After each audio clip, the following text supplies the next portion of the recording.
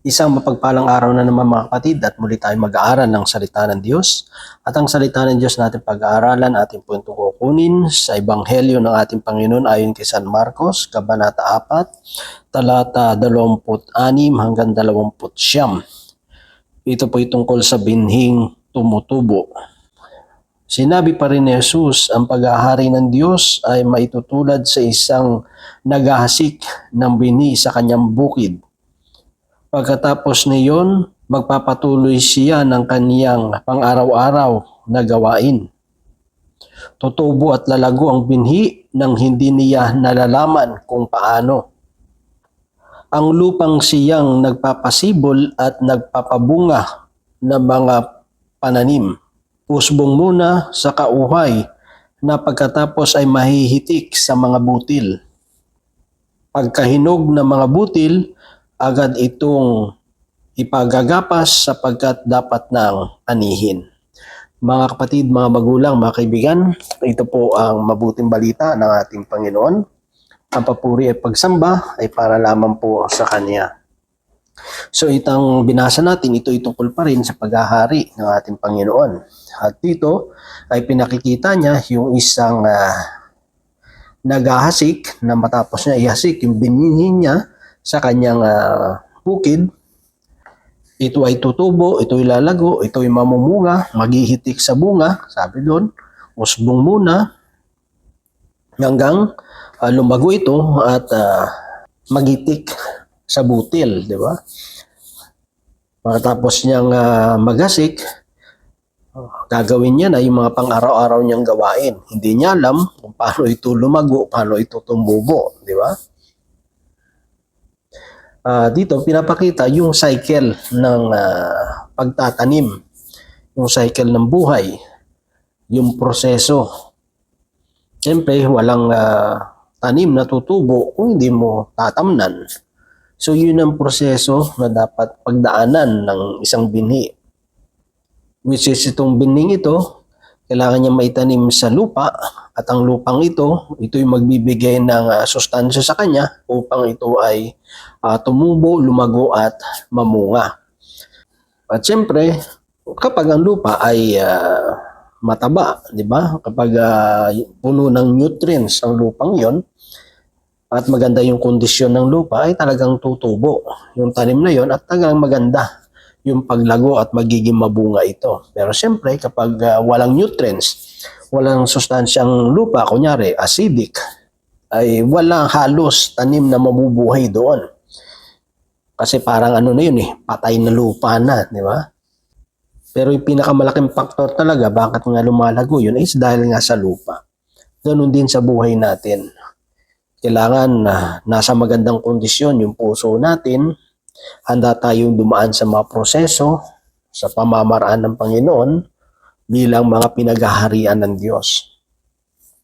Kasi mahirapan talaga tayong pagharian ng Panginoon kung wala sa ayos yung puso natin.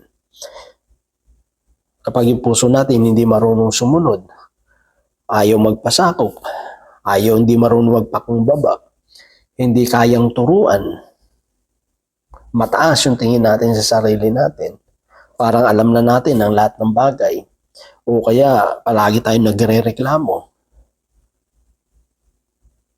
ayaw nating mahirapan, ayaw nating dumaan sa tamang proseso, hindi tayo lalago. Diba? At siyempre, pag hindi lumago, hindi rin mamumunga. Kapag hindi namunga, walang pakinabang. Diba? Kasi sabi ng pag walang hindi nagbunga yung isang puno, di ba? Pinuputol na lang kasi ipanggagato. Kasi walang pakinabang Kaya ka nga nagtatanim ng butil upang pag tumubo ito, mamunga. Di ba? Para mapakinabangan muli. Ibig sabihin, nagproproduce pa ng mas maraming butil. Kung sa prutas, yung isang buto ng mangga, kapag lumaki na ito, mas marami siyang naproproduce na bunga. At yung mga bungang yon, may tatanim mo muli, di ba? So hindi nagiging produktibo, hindi nagiging mabunga kapag yung puso natin ay wala sa tama. Di ba? Kung pupunuin natin ito ng galit, hinanakit, no? Pupunuin natin ito ng mga basura sa buhay natin at puro na lang tayo ng reklamo, ay hindi maayos, no? Parang ayaw nating dumaan sa proseso. Kasi kahit naman itong tanim na ito, marami naman yung pinagdaanan eh. No, ano lang naman yan eh, parang shortcut lang na tumubo, lumago, namunga. Pero siyempre may proseso yan. Hindi lang naman talaga lupa, kundi kahit yung mga init. Part kasi ng photosynthesis. Yung araw, napakahalaga rin yan sa mga tanim. No? Part din niya para sila ay lumago. Magkaroon din ng sustansya. Sa buhay natin, ganun din. Ano ba yung mga init? Yung mga pressure sa buhay, yung mga challenges, yung mga pagsubok. Kasi doon naman tayo talaga lumalago. Doon naman talaga tumatatag yung pananampalataya natin. Doon mas lalong nakikilala natin ang Panginoon. Doon mas lalong tumatatag yung pananampalataya natin sa Diyos. Doon sa mga init na nararamdaman natin sa buhay, di ba? Yung mga pressure. Minsan yung mga bagay na inaayawan mo, yung pala yung mas nakakatulong at mas malaki pala yung improvement na pwede nating tanggapin, na pwede na mangyari sa buhay natin kaso inaayawan natin. Kasi mas gusto natin yung madali lang, mas gusto kasi natin yung relax lang, yung komportable lang. Kaya tingnan nyo, yung mga nagcha-champion, yung mga mahuhusay, yung mga magagaling, eh talagang sinubok ng panahon eh. Diba? Talagang marami silang pinagdaan ng hirap. Kahit yung sarili nila, dinisiplina talaga nila. May mga bagay silang gustong gawin pero pinipigil nila, dinidisiplina nila yung sarili nila na hindi gawin yun kasi alam nila makakasama sa kanila. Diba?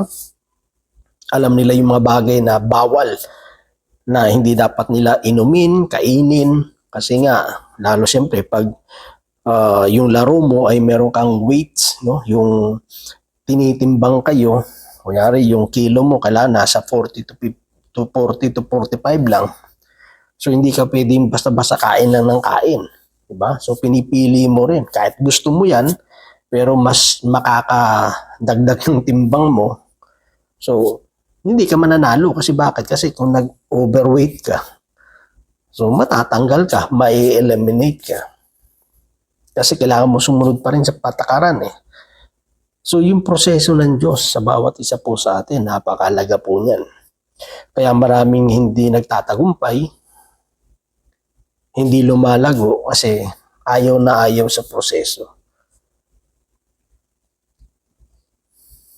Kahit yung mga taong masasama yung ugali minsan, di ba? Yung mga taong nagchichismis sa'yo, naninira sa'yo. Yung mga taong hindi nakakaintindi sa'yo. Yung mga taong inaayawan mo. Minsan yan mga bagay na sa paligid natin. Ano yan? Isa yan sa mga humuhubog sa atin. Yan yung isa ng mga nagpapadalisay, nag-purify sa atin. Hindi naman yung mga taong mabubuti. Di ba? Kaya nga sabi ko sa isang video ko kung lahat na lang mabubuti, paano ka ma-purify? Paano ka mahahasa? Kasi doon ka matcha-challenge eh. Di ba? Natcha-challenge ka doon sa mga nagdi-disagree sa iyo. Doon sa mga taong walang believe sa iyo. Di ba? Doon ka nga natcha-challenge eh. Eh kung lahat ng tao believe sa iyo, hanga sa iyo, eh walang challenge yun. Di ba? Mas lalaki pa nga ulo mo doon eh. Baka yung tiwala mo wala na sa Diyos, yung tiwala mo nasa sarili mo na lang. Kaya makita natin dito, yung proseso yan eh. Pag hinog ka na, itik ka na sa bunga, gagapasin ka. Ibig sabihin yun, magiging kagamit-gamit ka na. May isi-serve mo na yung talagang purpose mo. Diba? Pag sinabi mo isang tao, hinog na yan. Kung sa nga business, pwede mo nang yan, pagkatiwalaan, pwede na yung mamahala kasi hinog na yan. Hubog na yan sa panahon. Di ba? Kung sa mga sports, marami na yung practice mo, no? Marami ka na pinagdaanan na practice. Sabi niba, pwede nang pakawalan yan, hinog na yan. Di ba? pwede nang gamitin yan. Kasi nasubok na yan. Diba? Ganun din naman sa buhay natin eh. Kaya nga hindi yan sa nauna o nahuli ka, nakadepende kasi yan, kung handa talaga yung puso natin na dumaan sa proseso. Kasi marami rin matagal na sa gawain eh. Hanggang ngayon eh, lahat naman on the process, no? Pero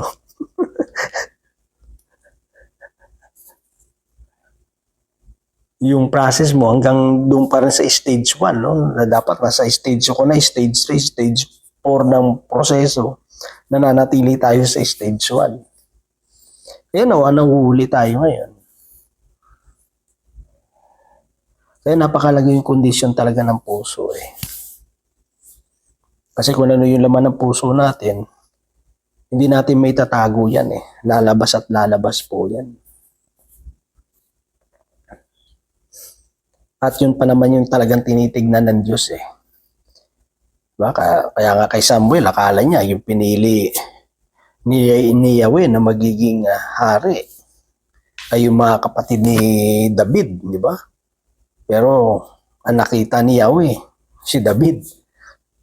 Kasi ang tinignan ni Propeta Samuel is yung kakisigan ng mga kapatid, ng mga panganay, ng mga kapatid ni David. Pero sabi ni Yahweh, ang tinitignan mo, panglabas lamang. Ang tinitignan ko yung puso. May mga tao kasi na sa panglabas, akala mo malakas eh. At meron namang tao, nakala mo mahinang klaseng tao. Sabi mo, mahinang nila lang. Pero wag ka eh. Yung pa yung nananatiling matatag eh. Kasi bakit? Yung puso niya talagang matibay eh. Yung pananalig niya, yung pagtitiwala niya sa Diyos eh. Minsan kung sino pa nga minsan yung maingay eh. Sino yung mga malakas sumigaw. Kung sino pa yung para akala mo eh kung sino, di ba? Diba? Kung sa mundo, di ba? Kung sino pa yung parang ang yabang-yabang eh. Malakas manghamon, di ba? Pero pag pinatulan eh dinadala lang pala sa yabang. Puro lang lakas ng loob. Pero wala naman talaga. May mga tao tatahimik-tahimik. Nakala mo walang alam. Pero magugulat ka na lang, di ba? Hindi mo masukat yung kakayanan nila eh. Yung tiwala nila, tsaka yung pananampalataya nila sa Diyos. Hindi sa laki ng katawan yan, hindi sa dami ng nalalaman. Based na rin sa experience ko, marami talaga yan eh na kung sino pa yung parang sa tingin mo hindi tatagal eh. Di ba? Kahit naman sa mga sa mga competition o kaya doon sa mga physical na mga challenges, di ba? Minsan yung kala mo payatot lang, no? Papayat-payat eh. Alam mo, parang hindi ito tatagal sa sa mga exercises. Pero wag ka. Diba? Marit lang yung katawan yan, pero palaban, di ba? Tapos yung mga malalaking katawan na talagang sabi mo, ito yung magcha-champion, ito yung talagang mag-excel. Diba? Sila pa yung unang gumib up eh. So hindi mo talaga yan malalaman eh. Malalaman mo na lang yan kapag nandyan yung challenge, di ba? Pag nandyan yung pagsubok, nandyan yung trials, diyan na magkakaalaman. Diyan na yung magkakaalaman. Minsan nga, sa atin, di ba, magugulat ka rin sa sarili mo. Na nagbago buhay mo. Minsan nagugulat tayo sa sarili natin, kaya ko pala yun. Minsan kahit kung mismo parang may mga kapatiran tayo na kahit anong hirap ng buhay nila, kung sila mismo na nakapatapos na sila ng mga anak nila sila mismo nagtataka no? Kung sa amin lang imposible mapatapos namin yung mga anak namin, di ba? Kung kakayanan lang nila yung titignan nila sitwasyon ng buhay nila. Ganun din naman, sabi ng Bible eh. Hindi mo alam kung paano lumago yan, tumubo yan, namunga yan. Basta importante, nagtanim ka, sumunod ka sa proseso, bahala na ang Diyos. Diba? Kung hayaan lang natin yung proseso, yung pamamaraan ng Diyos, hayaan lang natin ang Panginoon bilang mga pinaghaharian ng Panginoon na naghahari talaga sa buhay natin, hayaan natin siya. At magugulat na lang tayo, di ba? Tayo mismo yung mga bagay na inakala natin hindi natin kaya dahil sa ating mga limitasyon ay nagagawa natin. At kung tayo may lumalago, para naman yan sa ikabubuti natin eh. At least na handa na tayo na harapin yung mga bagay na gusto ipagawa ng Diyos sa bawat isa sa atin. At sabi nga, sa isang butil, nagpurpose na maraming butil. Yun naman yung pinaka-purpose natin. Na tayo bilang naligtas, ay sa pamamagitan ng kaligtasan na natanggap natin, ay tayo rin yung gagamitin ng Panginoon para mag-multiply ang kaligtasan ito. Hindi lang sa atin, nagumpisa sa atin, at marami rin yung mga tao na magkakaroon ng kaligtasan sa pamamagitan din natin na gagamitin ng Panginoon upang sila man ay abutin ng Diyos. Na dapat namumunga tayo. Muunlad tayo bilang mga naglilingkod sa Panginoon. Hindi yung parang sinabi ng isang tao, darating ang time na magbubunga rin ang iyong pinagpawisan. No. Yun, pagdating ng araw, nagkaroon ng bungang araw. No, nabunga talaga yung kanyang pawis. No? Kasi tinubuan ng bungang araw. Hindi ganun mga kapatid, di ba? Alam natin, sabi nga San Pablo, our labor is not in vain. Na yung ating pagpapagal, ang lahat ng ating ginagawa, hindi ito nasasayang. Kung tayo lang ay patuloy na aayon dun sa kalooban ng Diyos. Sa proseso ng Diyos, sa pamamaraan ng Panginoon, hindi sa ating pamamaraan. Nasasayang lang naman yung lahat ng ginagawa natin kung ginagawa lang natin ito para sa sarili natin. Sa sarili nating pamamaraan at hindi sa pamamaraan ng Diyos. Kaya ano man yung pinagdaraanan natin ngayon, sumunod ka lang dun sa proseso. Hayaan natin, pagkatiwala natin sa Panginoon ang lahat ng bagay at magugulat ka na lang na ang Diyos kumikilo sa buhay natin sa mga bagay na hindi natin nakikita pero mararamdaman natin na tayo ay tumatatag, lumalapit yung relasyon natin sa Kanya at the more na nadadagdagan yung ating karunungan at kaalaman tungkol sa Panginoon. So yun lamang mga kapatid at nawa ang Diyos patuloy magpala sa bawat isa sa atin. God bless po sa ating lahat.